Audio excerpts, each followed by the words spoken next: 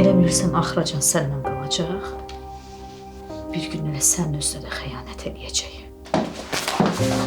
Sevgi xanım, dediniz adam geldi, mübahisə elədilər, çıxdı getdi. Dünən bunu sənə vermək üçün gəlmişdim. İstəmirəm məndə qalsın. Çətin gəlir mənə Tural. Ümid eləyirəm ki, məni qınamazsın. Al.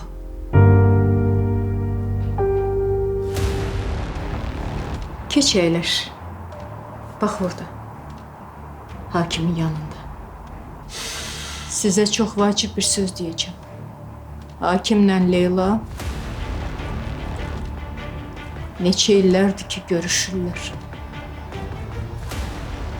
Sevgilidirlər.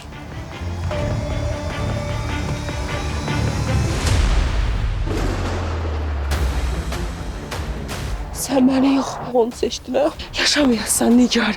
Sen ölmelisən ki Tural mənə qalsın. Ana, sakit ol ana. Nigar, qorxma, heç olmayacaq sənə. İmkan verməyəcəm, qorxma. Öl Nigar!